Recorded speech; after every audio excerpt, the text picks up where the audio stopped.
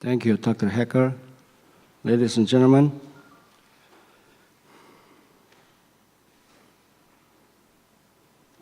it has been great honor for me that this humble man could serve for the society for 2 years.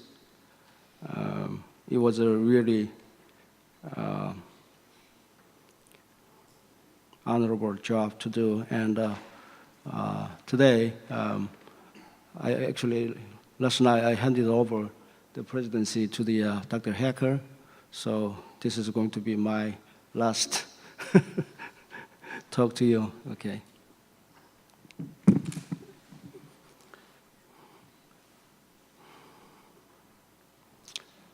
I'm going to speak about something new. Actually, it came to me just a couple of months ago, and I would like to share this idea with you today. Have any idea who this guy is?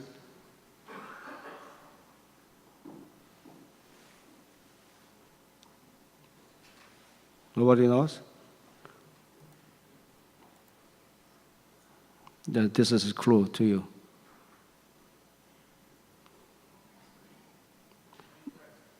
Oh, thanks. I like this gentleman very much because he said like this way. He was asked reporters, how could you make that many goals in your career? So he said, I don't skate to where the puck has been. I skate to where the puck is going to be.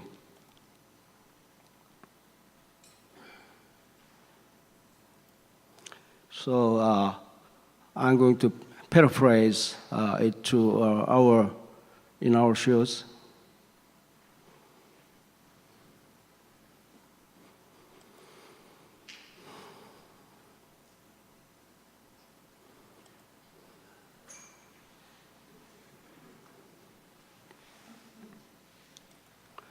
Okay, we need some experience to survive in the tough world, and in plastic surgery too. When the experience accumulates, it's going to be a tradition. So it can be good or bad, but anyway, we keep it while we are living, and some refinement is added. We can take it as a heritage. But we can face some change every moment, but we refuse to change. It's going to be antique, and if it is a human, it's going to be a mummy. But when we would like to change, we soon have to face the resistance. Every day, everywhere, we face resistance. So I'm not very sure about the English words, but the breakthrough must be to break the resistance, I guess. So we have to have some breakthroughs to improve our lives and the things to do in our lives. That must be called innovation. Innovation is from the Latin novitas, which means the new. So we have to pursue something new from our life, also in our plastic surgery. Have you seen this catchphrase? Think big, start small, move fast.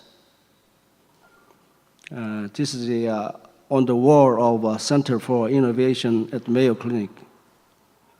Maybe the Dawn is from a Mayo Clinic, but I don't see her. And Dr. Nass also has his training in the Mayo Clinic a long time ago. There's a quote that the status quo is unacceptable, so we have to move, constantly move. think big, start small, move fast. I would like to paraphrase these words according to my philosophy. I guess I have to think differently. And the most important thing, we have to start now, not tomorrow. And we have to move until the end. We never give up. And you might know who this guy is.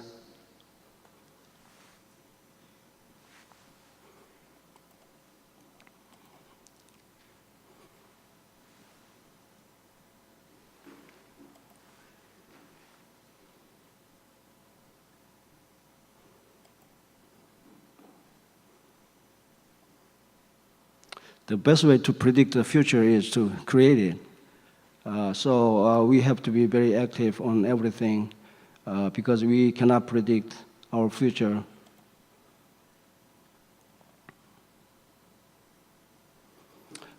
Okay. What is practice repair?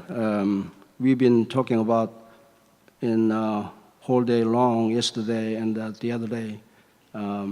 We have questions that a lot of unanswered, and many times we are talking about the symptoms of the patients, the indications of surgery, what we're doing in practice repair. I guess we have definitely two goals. Many of the surgeons who are doing the practice it seems to me they have just one goal, but I have two distinctive different goals. The number one is obviously we have to resolve the disability, which is the functional status of the patient. At the same time, we have to resolve the deformity. Deformity means it is not normal. We cannot accept abnormality, no matter how. So we have to make deform the chest wall to the normal chest wall in any way. So I don't think the number two is less important than number one. Mostly, in my experience, majority of patients want more number two than number one. So I think we have to go with the patients. I can't go alone without patients. So we have to know what they want, what they need.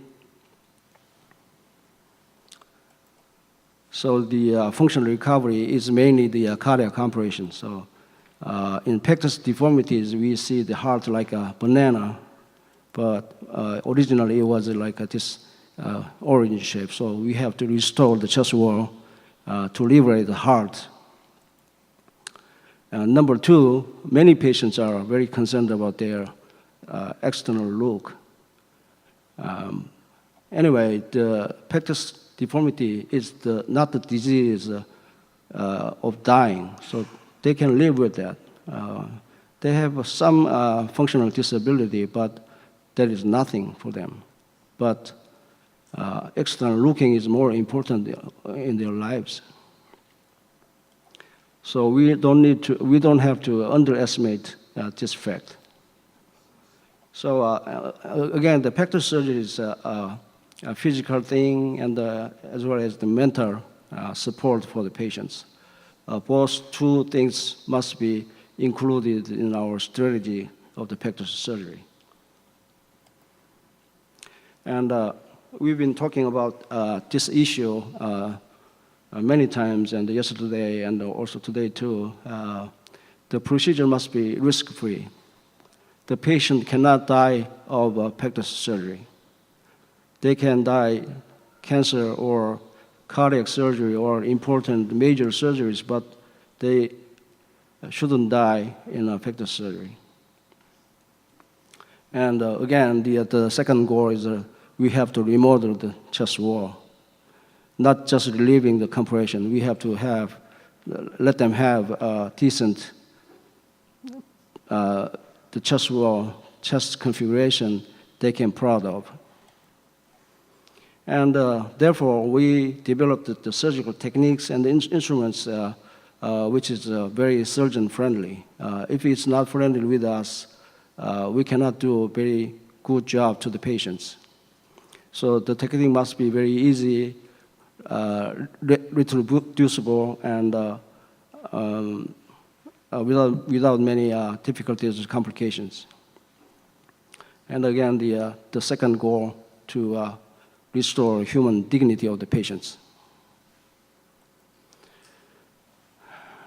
We all have this kind of burdens on our shoulders. So I have been through, and Dr. Nas must have been through, and all you are not different. So we have to have get rid of those obstacles to make the surgery happy and enjoyable. Your pectoral surgery must have some cardiac injuries and many reoperations, more bar dislocations, the failure of the remodeling, and you must have been unhappy. Many times you were sad, and the mortality also. So we should not see those things in our pectoral surgery anymore. Do you want to make your pectoral surgery risk-free, to make you happy and to make your patients happy? Yes, I do. So I have a crane so I can remove some of your burdens from your shoulders.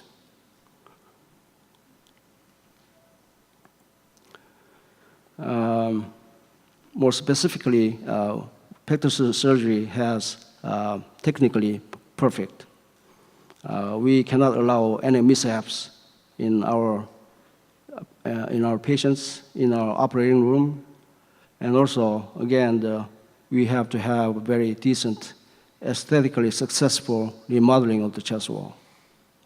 So I don't know, it's appropriate, but we can divide the areas of science and art. Take a figure skating, for example. This is a very famous, world-famous star, the Olympic champion. They score the skills and the artistic points. The scoring system is divided in two ways: the technical points and the artistic points. Technique is obviously she has to jump properly and better than her competitors. But if she doesn't have a good skill, she's going to fail. And art, we have to enjoy very much this kind of artistic performances. It doesn't have any art in there. There's no reason to pursue.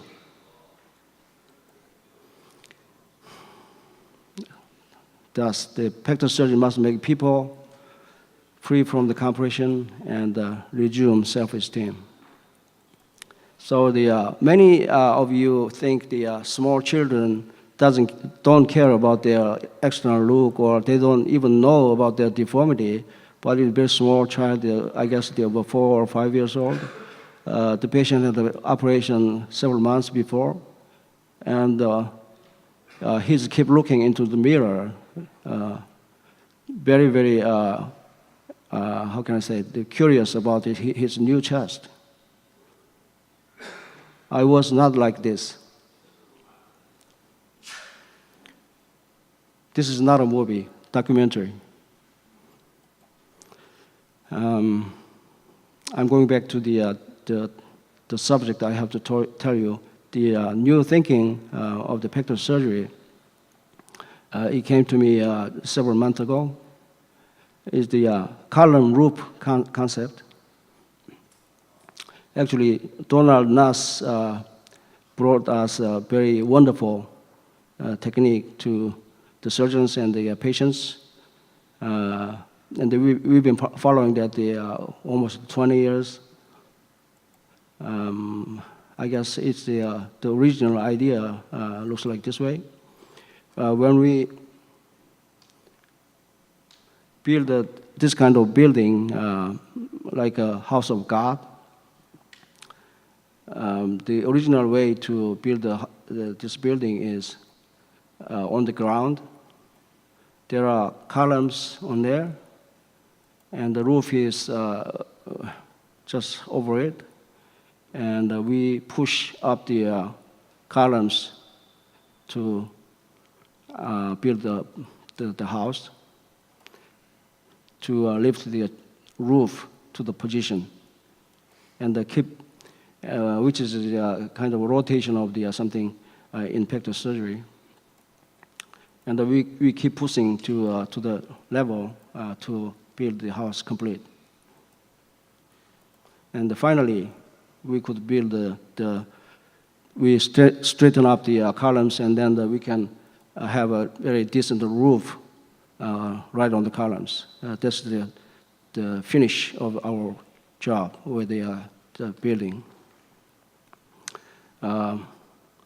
You think that this is a very natural way to build a house. Do you do this way?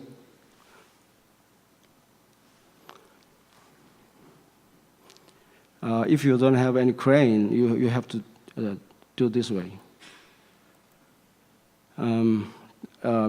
According to new thinking, this is a more natural way, I guess. So this is a totally craned pectoral surgery. The way of building is on the ground we put the columns first, and then we can use crane to position the roof like this way. This must be very easier than the old notion. So we cannot rotate anything. This must be the more civilized way and easier, and there should be no labor for building the construction. And most of all, this can allow us to the positioning of the bar more accurate, because we already hold the roof to the, we can seek the right position to the roof. If you push up the roof, it's not going to be very easy, and there should not be any complication. Without crane, you have to do this way. Push up, pour up something, very unnatural way to do that. But I want to change our building construction to this way. The second subject is going to be the future pectoral surgery 2, is the total chest wall remodeling. We don't want to remodel just a part of the chest wall, or left side of chest wall, or right side of chest wall, upper part, the lower part. I want the whole entire chest wall remodeled. So this is the, from the chest wall deformity I saw has been very mixed variant morphologies, pectus excavatum, carinatum, and many mixed forms, excavatum, carinatum complex. And recently I found a crumpled chest wall. So I thought it is no longer value to discriminate it is excavatum or carinatum, because they are all mixed up there. So how can we divide this is excavatum or carinatum? Just understand the given deformity as the combination of positive and negative undulations. So we can deal with the positive undulations this way, and the negative ones on the other way. So this is the crumpled chest wall. Generally, we see after the multiple previous operations, which has many targets combined together. Many of the targets are uncorrectable, those cases. One case which I met in Mexico a couple of years ago, it was a terrifying steep deformity, and the patient had a totally dextrocardia. So was a very unhappy experience with approaching this patient. So total remodeling of the chest wall is the basic concept is treat all components of the deformity at the same setting. In one operation, we have to deal with all deformity components sequentially at the same time. And the targets can be all excavations and the protuberances and the flare, whatever it is. And to do this, we have to anticipate our targets. We have to seek the targets. Where is the target that I need to correct? Therefore, before each part of procedure, we have to see the patient very carefully which part should be corrected at this time. And then if I finish one procedure and then try again to find out which one is left or everything is done. So we can finish the procedure, there's no more target left. If the target is left, we have to continue. The other day, all you went for the welcome reception. I had a target left, so I had to do one more bar. That's a good example of the total chest wall remodeling. So my approach needs to be a multiple target setting. There must be multiple targets, never a single target. And we have to find the targets very aggressively. We cannot miss any small hidden targets. And we have to anticipate possibly emerging targets after the first procedures. So we have to find out the existing all excavations and protuberances.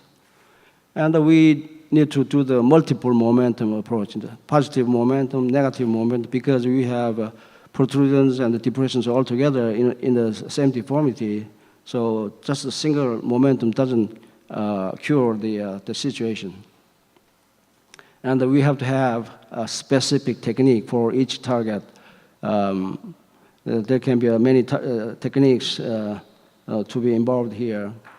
And we very seriously talked about the numbers of pectus bars. Who can set the number of pectus bars? You have to put 2 bars today. Yesterday, you used 3 bars. Today, 2 bars. That cannot be a limit for us. The number of pectus bars followed my targets. And we aggressively use the sandwiching and magic strings to relieve any residual deformities. This is one example. Probably this is the only one case of mine. I used the 4 bars. Like you, I don't like to put many bars to the patients. I have been very reluctant to 3 bars. Very few cases to 3 bars in my earlier experiences. In those cases, I had to leave some residuals.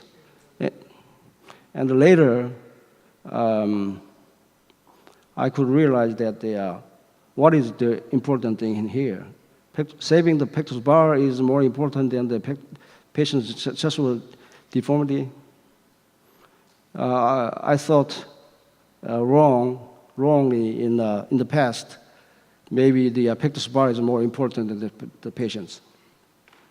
But now, I'm not like that. I have no limitations of pectus bar numbers. Here, I put the crossbar first here this way. This is just usual approach.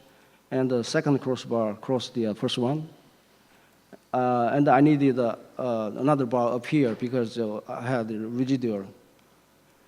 After that, I have the target seeking procedure after each procedure, and then I had a protrusion in the middle there. So I could not leave it alone. So I needed another bar for the compress the protuberances. That's the crossbar sandwich technique. So the techniques should be for depression, symmetrical or asymmetric bars, a single bar, parallel bars, crossbars, depending on the morphological characteristics. And for protrusions, we can liberally use the sandwich technique. More conveniently with the strings, the flare buster, magic string technique helps us a lot of the cumbersome residual problems. And that's why we need a very sophisticated CT indexes. We can't just see one way here. There's the north, east, west, south. Why you see always to the north? We have to see this way or the other way. And we have to look back.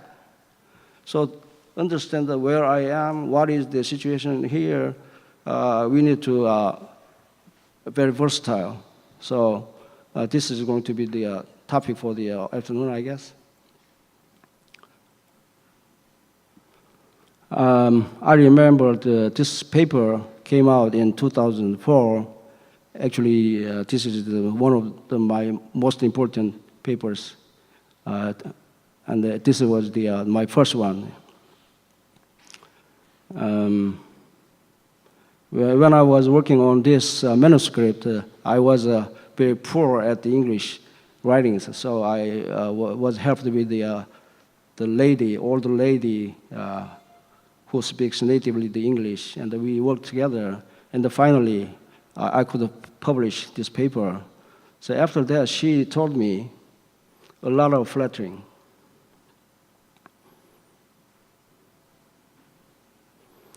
But I didn't dislike this. It was music to my ears. So since then, I'm just pretending.